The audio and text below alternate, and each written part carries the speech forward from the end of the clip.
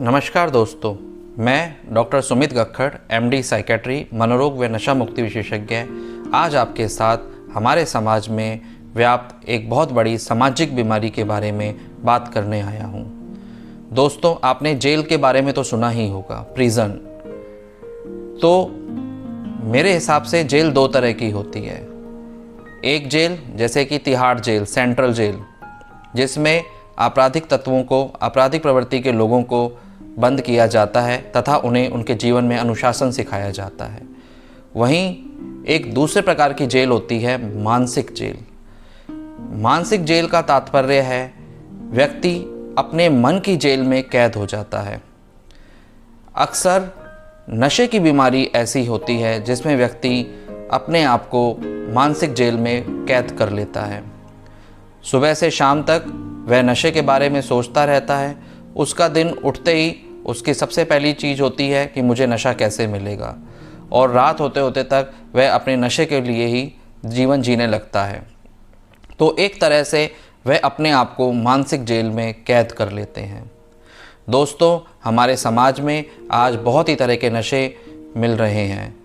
सबसे साधारण नशे की बात करें तो वह है तंबाकू का नशा, जो हमारे देश में बहुत ज़्यादा मात्रा में, बहुत ज़्यादा संख्या में लोग इस नशे के आदी हैं। उसके बाद शराब का नशा, अफ़ीम का नशा, अफ़ीम की हायर फॉर्म आती है हेरोइन, जिसको चिट्टा भी बोलते हैं। फिर कैनाबिस, विड, भांग, गांजा, चरस इत्यादि नामों से जाना जाता है। और इसके अलावा नींद की दवाइयों के नशे, बहुत ही तरह के आजकल सिंथेटिक नशे भी मार्केट में आने लगे हैं। दोस्तों, हमें इस बीमारी से ना केवल अपने आप को बचाना है बल्कि अपने समाज को भी बचा के रखना है। अक्सर हमारे पास बहुत से मरीज आते हैं, वह इसके बीमारी को समझ नहीं पाते हैं और उन्हें लगता है कि ये तो बीमारी है ही नहीं।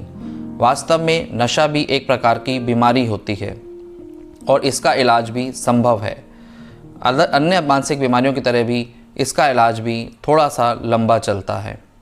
इस बीमारी के इलाज में 3 अवस्थाएं होती हैं, 3 फेज होती हैं।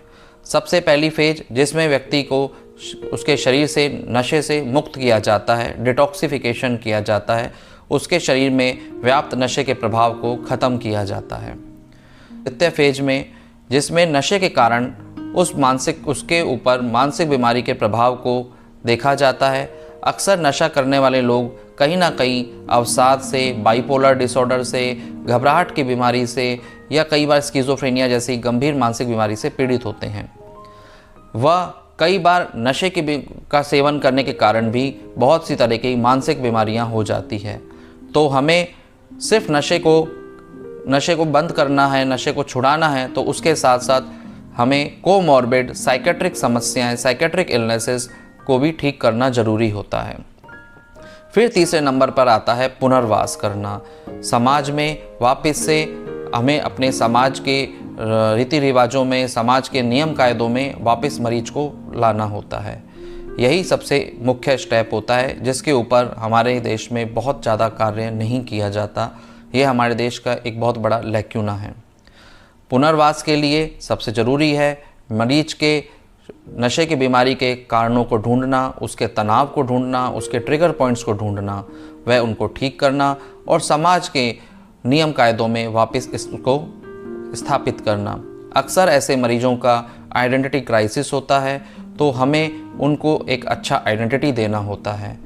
आइडेंटिटी क्राइसिस से क्या मतलब है, इसको भी मैं आपको आने वाले समय में एक अच्छे वीडियो के द्वारा समझाऊंगा। इसके लिए आप मेरे चैनल से जुड़े रहें, चैनल को सब्सक्राइब करें और मानसिक बीमारियों के लिए जागरूकता फैलाने के लिए ज़्यादा से ज़्यादा शेयर करें। धन्यवाद।